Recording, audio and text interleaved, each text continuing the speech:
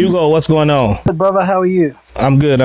You a Muslim? Chris, Before we jump in with this one, I may have to jump off very shortly. Chris, I met you at Speaker's Corner. We've had discussions, haven't we? Oh, nice. Oh, cool. Awesome.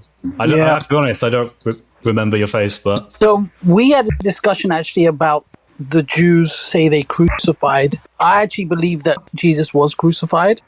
I follow the opinion that if you follow that surah, then it actually says that the Jews claim that they killed Jesus, but he killed him not. Do you remember that conversation we had once?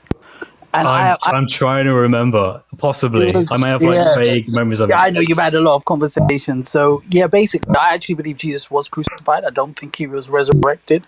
I don't know what happened after that, whether he died or whether he survived.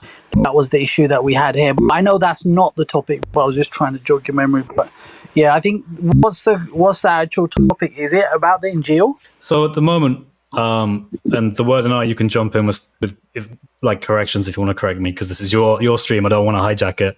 But you're doing good, bro. You good. Nice. It's kind of, I would broadly say this is the Islamic dilemma. That's kind of what I'm talking about at the moment. It's the idea that the Quran is incoherent, because on the one hand it affirms things like the Injil and the Torah, but on the other hand it contradicts the Torah and the Injil.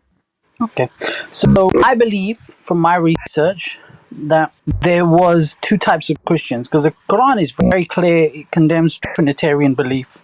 But the other instance in Surah Maida, which was one of the last surahs, it says those who believe in God do righteous deeds amongst the Jews and the Christians. I'm paraphrasing here. Islam was not just, it was Muslims, Jews, Christians, but there was a believers movement that started. Later Islam exclusivized it to Muslim with a capital M, but it was more about the belief in one God. And this is where I think I differ from some my brothers and sisters in Islam.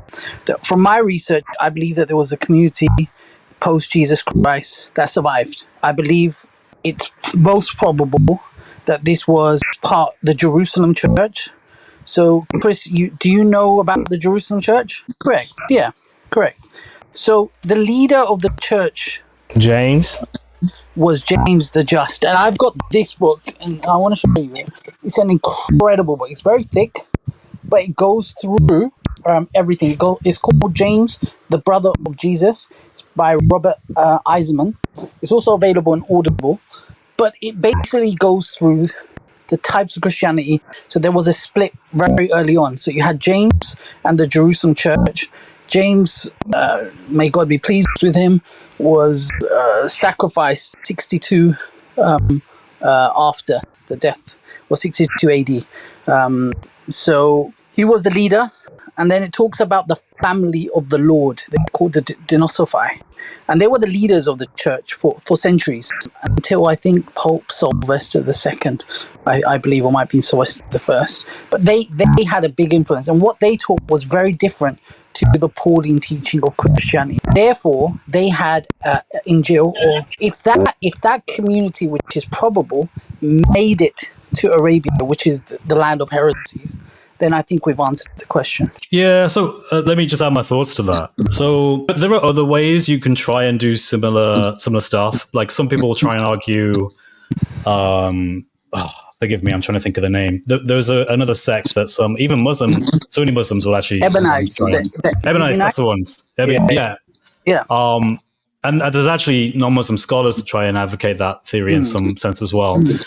The main issue I have with it is largely from the Sunni perspective of, if the Quran is meant to be for all mankind, and combining this with the Sunnah, if we were to accept this information, we would have to redefine a lot of it, right? So we would have to say, okay, so Surah Al-Ma'idah, I think it's ayah 5 or ayah 6, it talks about who you can marry from a Muslim perspective, like can you marry Christian women, right? Yeah. So the question then I would have is, well, is it Christian in the sense we think of it today? Like most Muslims scholars would say Christians are like me, right?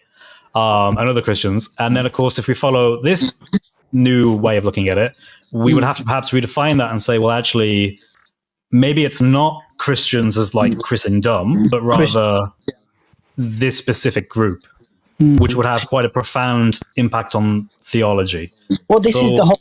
Yeah. Absolutely. And I think these are questions that Muslims have to answer and Muslims have to do more research on.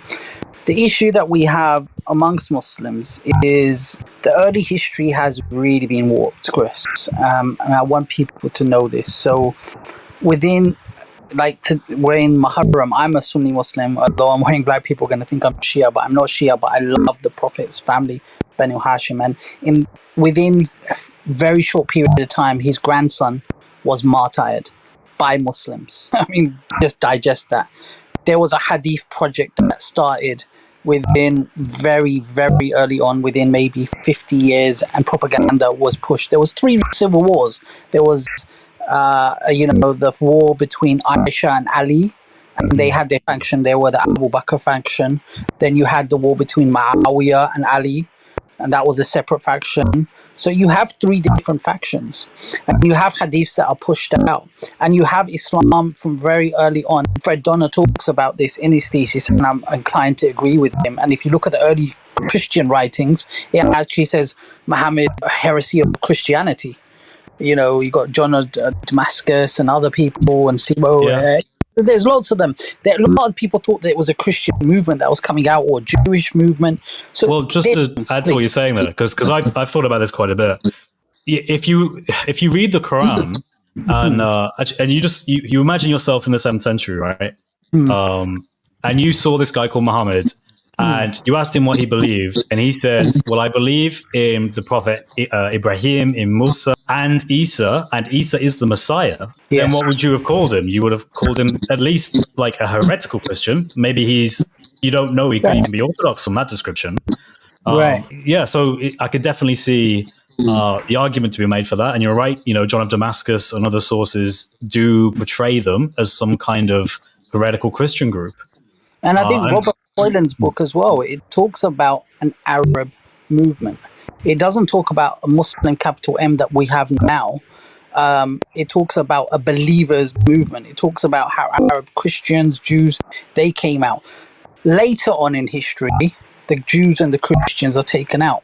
But if my theory is right, and I've done a fair amount of research on this, then surely these kind of early Christians, or this family, or Ebionites, wherever they are, there was a group. I think there was definitely, the Quran is very anti-Trinitarian, no doubt. But there's a bit of, it depends. So there's a massive topic in and of itself, right? Maybe let's not go into that. Yeah, fair enough. Well, I would like to. Hey, Hugo. So you're saying that eventually the message of the true Christianity that James and Peter and all of them, they practice, different from the Christianity that Paul practiced. Correct. Yes, sir. Okay. So let me direct you to 61:14 in your Quran. Do you have you can look at the screen. I can't read it. I'm on my phone and I've got. Well, I'll read it. I'll read it out for you. Okay. It says, "O believers, stand up for Allah as Jesus, son of Mary, asked the disciples." So Jesus is asking the disciples, "Who will stand up with me for Allah?" The disciples replied, "We will stand up for Allah." Then a group from the children of Israel believed while another disbelieved. We then supported the believers against their enemies, so they prevailed. So how will the disciples of Isa stand up for Allah? Like, in what way? Because they're disciples. So very interesting, and that's actually a really good example. So it says a group within the Jews believed and a group disbelieved. So actually, I didn't even know that story, but you've kind of proved my point. So within that group, that early group, there was one that believed, i.e. James's faction, and there's one that disbelieved. Eventually, James's faction, they came and they made themselves in Arabia. And if we look at epigraphical evidence now, there is strong evidence that this whole, before maybe 20 years ago, the Arabian Peninsula was seen as idol worshipping.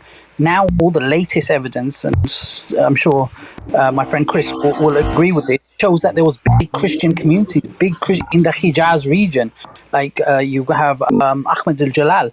So there, and a lot of those, and what's his name says this in The Shadow of the Sword, of Mr. Holland. Tom Holland, yeah. He says at the start of his book that Arabia was the place of heresies. and post the. They had a lot of Gnostic gospels and all of that circulating around in there.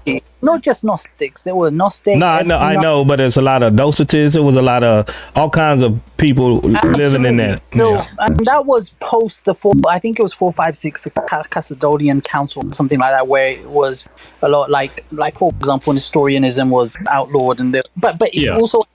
It outlawed most of other Christians or any kind of beliefs, like you said, Gnosticism. But it would also theoretically then outlawed this kind of James's orthodox original Christianity. And we know there's two stories. That there was the story of Superman. Before you go too deep, because that's I know you're going, but I brought you to this verse for a specific reason, because it says Allah is going to then support the believers against their enemies so they prevail. So the true message is going to be supported over the disbelieving message, right?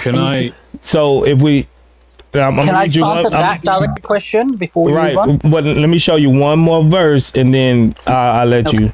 I'm gonna have to go, guys. And Chris. So I'm gonna Chris will speak. Oh man, Chris, I enjoyed you, man. Oh, thanks, man. Yeah, this is really fun. Really, I just discovered your channel and stuff, and I noticed what you're doing. I was like, oh, this is amazing. So what's your channel name? I don't even know where it's in. I just came across it as a suggestion. My channel name is TheWord&I. Okay, cool. Thank you. But Chris, whenever feel free. Yeah, sorry, man. Whenever if you ever come across again, you're more than welcome to come up. Nice. Oh, thanks, man. Yeah, I appreciate that. Thank you for having me on. For sure. If you wanted to use any content from this stream, you could chop it up, download it, do whatever. It's free use for you. I'll keep that in mind. Thank you. Chris, look into my claims, my friend, please, and get that book, James, the Brother of Jesus, available on Audibles. Amazing book. Even if you don't read it. Add it. Yeah, I googled it. I've got an Amazon link to it, so I'll have to add it to my reading list. The only thing I would add is, when it comes to the idea of these groups surviving, it would seem to me that from a Quranic perspective, this group would need to be consistent with Islamic theology as taught by the Quran. And I don't think we have any kind of evidence that a group that matches that and is compatible with the Quran did exist. Bingo. This is why exactly, Chris. This is why I was hoping you would stay for at least 10 more minutes. I'm going to have to go now. I know. But I really hate to be the guy that says it and run. But right. There's some meat for you guys to talk about. Yeah. Thank you, Hugo. Thank you for. You've obviously read the same stuff I've read, so that's really awesome. It's all about the truth, Chris. We're looking for the truth, right? And my opinions may be heterodox to some Muslims, but I don't really care. For me, what makes sense, and I could be wrong, but I like to be challenged and I like to have a civil conversation. And you're a very reasonable guy from the times I've come across you. So, yeah. Likewise. Thank you very much, my friend. All right. God bless you all. God bless you, Chris. Thank you for coming by. Yeah. So he actually hit on the point that I was about to show you, right? Because in 355, this is like a parallel verse to 61:14. And it says, remember when Allah said, "Oh, Jesus, I will take you and raise you to myself. I will deliver you from those who disbelieve and elevate your followers above the disbelievers until the day of judgment. Then to me you will all return and I will settle all of your disputes." So the believing message, Allah is going to help. He's going to elevate, and he's going to sustain that believing message all the way until the day of judgment from the followers of Isa. So from the first century, what is the believing message that we can trace back that the followers of Isa went out and propagated? Very interesting. So the Nasafai, I think I'm not saying it, but they were the leaders of the church, and this is within the books of Eusebius. Many other people can check this out. They were the heads of the churches majorly until their funding got cut off. Now then they kind of dispersed. But if you read that, if you go back to the verse that you read before, please. 61:14 or this 355? No, not this one before that you just read, which was really, really interesting. "O believers, stand up for Allah, as Jesus, son of Mary, asked the disciples, the Hawariyyin, who will stand up with me for Allah? The disciples replied, we will stand up for Allah. Then a group from the children of Israel believed while another disbelieved. We then supported the believers against their enemies, so they prevailed." Exactly, and notice the word is believers. The believers, following from what I'm saying, these believers made their way into Arabia. And with these believers started a movement with the Prophet Muhammad, with the Jews and the Sabians, who had believers within them, and the Hanifs, and effectively they went out, and we have the message now. They have what did they believe? Word. One God. They believed Jesus was the prophet. They bowed their head in frustration. It talks about James when he prayed, and there's lots of effects to that. They didn't worship any God apart from they were basically Jewish Christians, so they believed in that one God. So what was the dominant belief? Did they hold the dominant belief of Word. the followers of Jesus? What's up? I mean, so Word, can you hear me? yeah, we can. Yeah, I can hear you, bro. Go ahead. Sorry, I'm in a dead spot, man. But there's one problem with that, and I don't mean to interrupt you guys because you guys are having a good flow, but I just want to make sure that this is known. In that verse, I don't know if it's in Isaiah 55 or the other one you were reading, but it says Hatta Yom Qiyamah. It says that this group will be dominant until the day of resurrection. So the interpretation that maybe this was the Sabians, maybe this was the Coloridians, maybe this was some other heretical sect within Arabia, that kind of goes out the window, because it says that this group will remain dominant until the day of resurrection. Those groups, if they did exist, because there are some scholars who do not believe that groups like the Coloridians existed, those groups have died out by now. They died out. So this can't be referring to them. It has to be referring to the Christians that are today, because we're still here. We hold that same message since the first century. So it says believers, right? It says believers is the thing. Yeah, we believe in Jesus. No, but it's talking about this group. The belief in one God, the belief that we don't do shirk. We believe in one God. Obviously, there was Trinitarian Christianity, and there was that Christianity. James believed in one God, and you can check that out in the book. Yeah, have you ever met a Trinitarian that says we don't believe in one God? My understanding is you guys believe in one God, but exactly. Effectively, it's complicated. I know it's not easy to explain. You believe in one God, but you believe God has, I don't even want to say parts, because that's not right. No, we don't believe he's in parts. No, I know it's like the whole, but the essence. Anyway, I don't want to get into that. But I know what you're. It's very simple. Like and it's interesting because you were quoting like church history. Even if you want to go pre-Nicaea, the ante-Nicene fathers taught the monarchy of the Father, right? And even after Nicaea, they still continue to teach this. Like you can read any one of the works pre-Nicaea or post-Nicaea. Like I was just reading St. Gregory of Nyssa today, his work on the Holy Spirit. He also, in his work on Not Three Gods, is very popular, so you've probably read it. And they teach monarchical Trinitarian, even Justin Martyr, which is the idea that the Father, being the first cause, created everything through his Son by the power of his Spirit. So we're not saying that there's, and you know this because you sound very well read, we're not saying there's three gods. What we're saying is that there's one God that creates through his Son, which was eternally generated in the Spirit, in his Spirit. That's one God. So for us, distinction does not entail composition. And it sounds like you know this. But the point I'm trying to make is this was the predominant message since the first century up until today. So I still doesn't really respectfully, this doesn't get you out of the problem. Yeah, what I mean is saying what. Well, I said that wrong. I probably didn't articulate. I didn't. No, we understood what you were saying, bro. I accept that you guys believe in one God, but your concept of God, I think that's the issue for Muslims. But going back to the original question of what is the Injil, that was the Injil. The Injil was with this group of people. I can give you two further evidences of where Muslims came across this group that was dying out, and it talks about in the story of Salman al-Farsi.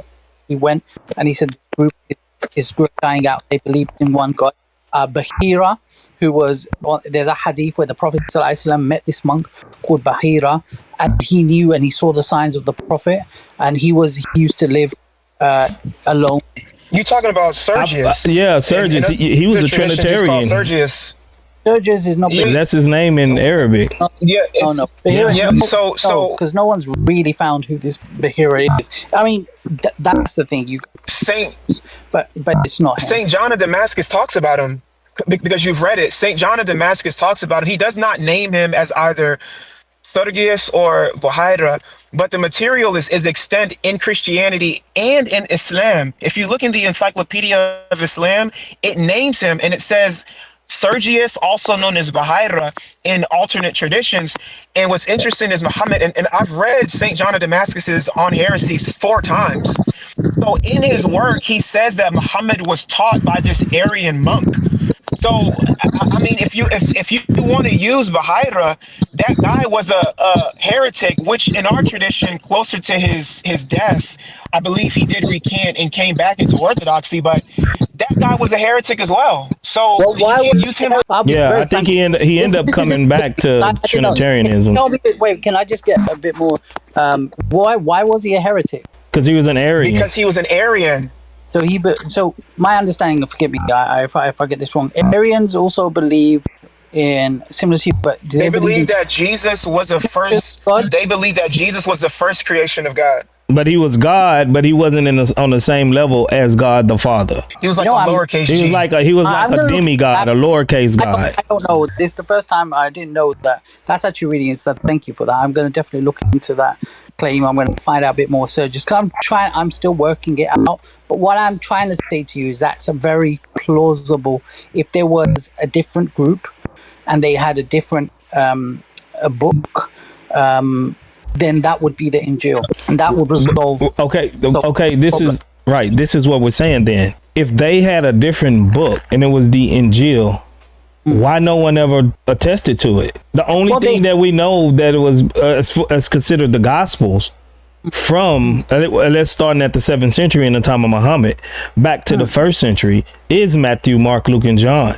And unless it was heretical Gnostic Gospels. The 26 books of the Bible, it wasn't decided what was going to be in the Bible until the Council of Trent. Well, right, but when I'm not talking about the 26 books, I'm specifically talking about the Gospels. Matthew, Mark, Luke, and John was always known as the Gospels. Those was concrete across all platforms. Nobody ever thought anything else was the Gospels.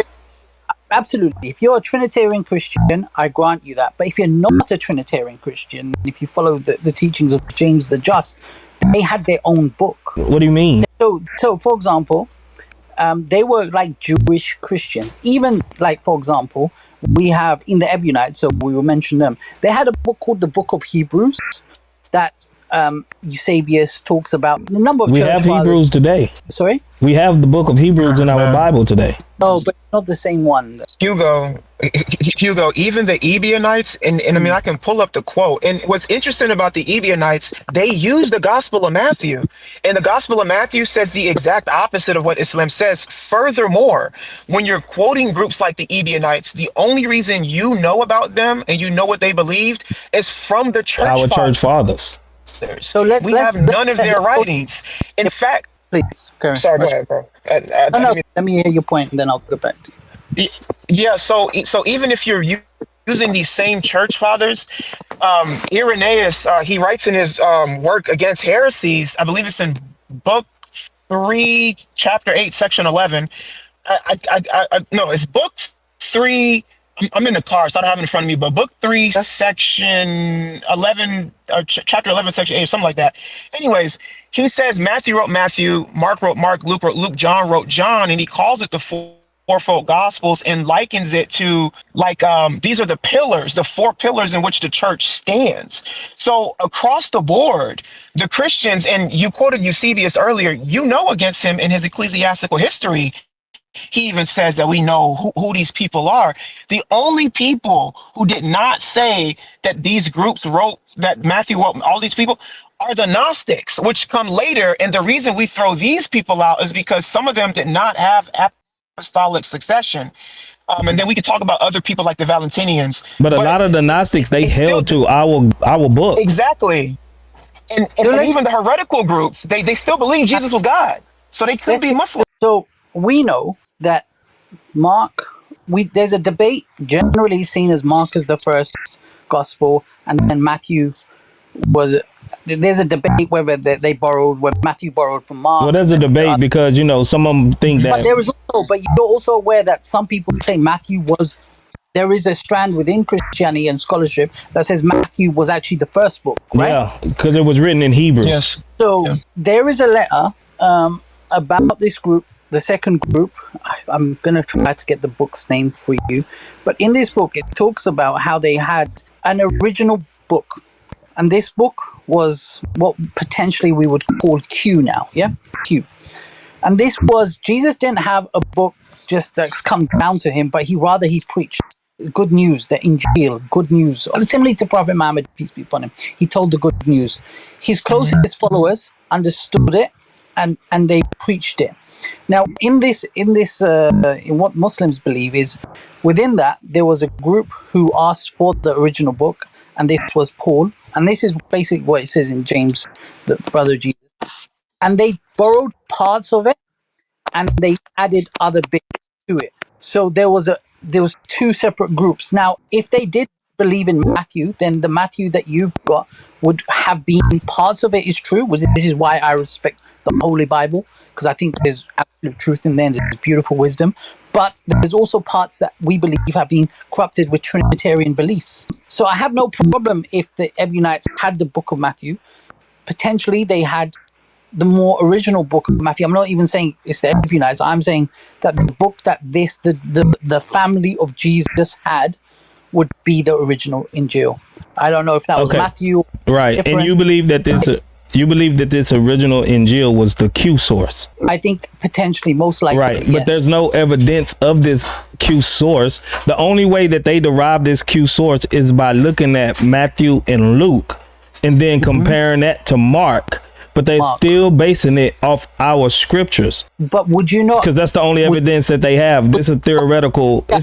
Most scholars now believe that there was an original source, and they call it Q. That's most scholarship. That's secular scholarship. That's secular scholarship. So they can let's not act like secular scholarship don't have motives and bias. Because if they have a motive to try to discredit the Gospels, then that's what they're going to present. But the elephant in the room is that they have no evidence for this. They can find manuscripts earlier than Matthew, Mark, Luke, and John. They found Matthew, Mark, Luke, and John. We have them. And we also have manuscripts after Matthew, Mark, Luke, and John. So if the Q source was in widely circulation, then we should at least find some fragment of anything of this Q source. No, really. When was the first Bible? Where is the first gospel? Do you know when it was released? Like the first full gospel that we have? Do you mean a codex, or do you mean the manuscript? Yeah, absolutely. Do you know when that is? Which one, the codex or the manuscript? No, manuscript of the first manuscript of the Bible, any Bible. Well, it's of John, and it's technically they date it to the early 2nd century, but for the fact that some of them, like, if it was written in the 2nd century, then it would have had more, like, they suggest that it'll have more like the destruction of the temple in 70 AD. So they push it back, at least 50 years into the 1st century. No, I respect what you're saying, but that's the point. That we don't have it until maybe 100 to 200 years after, right? No. John, they suspect that John's manuscript was, I hear you, was written anywhere from 90 to 90 AD to like 115 AD. So when was the first full manuscript? I wanted to say this really quick. Right? We don't have a full Bible as we have. Let's forget the 26 books. Let's just say Matthew, Mark, Luke, and John. We don't have of those together until maybe over 100, 200 years. This is not a problem for us. We didn't have none of the books. This is what I wanted to say earlier. My thing was cutting up. You were quoting something about the Q source, and then you're saying the same thing that you're saying now. The reason why this is not a problem for us is because our religion, our faith, is not confined to text. Our religion and our faith is confined to history. When you look at our earliest historical attestations of liturgy or of church ecclesiastical hierarchy, for instance, you can look at something as early as the Didache and you see the Trinitarian formula within it. You can look at something like the crucifixion. That's historical. All Even of these before that, documents. Acts was written way before any of those. No, but the point I'm trying to make is but hold on a second. The reason I'm bringing this up is because even if we didn't have the actual text of the scripture, we have history. We have the history of the church as well through we have ecclesiology. We have ecclesiastical history telling us what the people believed during that time, even from pagan sources. So even if you want to go with this idea of Q or whatever, that has to match with history. It has to. And since we don't have Q, it has to default to what historically is known. So my thing is, most scholars agree there was an original source called Q. And scholars are not thick. They would have to have some sort of reasoning for that. Right. Nobody's disagreeing. Okay. Look, this is See, they're doing everything to try to discredit that these are eyewitnesses. If me, you, Amin, and Ahmed, we see an event and we write it down, most of it will add up, except certain perspectives. Like if you're on the west side of the accident, I'm on the south side, Amin's on the north, he's on the east. So it's some viewpoints that we probably wouldn't see that we will detail in this event, or this, like say a car crash, right? So but the most generalities of our accounts, they would add up. So why can't it be just these people, they seen these accounts, they are eyewitnesses, they wrote them, and generally they line up, but they're giving it from a different perspective instead of invoking some mysterious no way that you can verify a Q source, instead of just going with the Occam's razor, right? The most obvious, simple explanation. They're eyewitnesses. They wrote about accounts that's actually happened and they viewed them, and this is what it is. But no, instead of giving credit to the Gospels, they try to diminish it and say, well, it was just some random Q source that no one can actually find or verify. It's just a hypothetical source that is just out there in the ether, just like the Injil. It's just out there in the ether. No one ever attests to it. No one ever read it. No one ever say this group of people had it. It's just, it's not. We just don't want it to be Matthew, Mark, Luke, and John. So we're going to come up with some hypothetical to try to discredit Matthew, Mark, Luke, and John. I don't know what happened. I think you're muted, or Hugo, we can't hear you. If you had a phone call, bro, you have to leave and come back. Hey, Hugo, we can't hear you, bro. You might have to mute and unmute, or drop and come back up. Did you just get a phone call? And that's what happened to me earlier. I had to drop and come back. Yeah, we can't hear you. But word, like, for this Q source, even if we grant that a Q source existed, being that we don't have the actual manuscripts of the Q source to read it, then the most reasonable thing to believe is that the Q source has to line up with a historical narrative that we do know. We have the writings of Justin Martyr. We have the writings of Clement of Rome. We have the Didache. We have early church attestation about what these Christians believe. And none of these groups believed in Allah and in Islamic theology. And this is the point that I'm trying to make. Give them the Q source. That's fine. Now the burden of proof is on them to deny history. Exactly. It's not reasonable to believe in this. And it's not reasonable to believe that if the Q source existed, that it would be an Islamic source. That's just ridiculous, respectfully. Yep, exactly. Ahmed, you on stage.